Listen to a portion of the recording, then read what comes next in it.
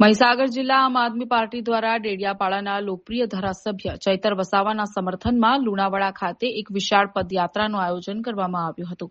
તાજેતરમાં કોર્ટ દ્વારા ચૈતર વસાવાને સજા ફટકારવામાં આવતા તેમને ન્યાય અપાવવા અને પક્ષ તરફથી મજબૂત સમર્થન દર્શાવવા માટે આ આક્રમક પદયાત્રા યોજાઈ હતી.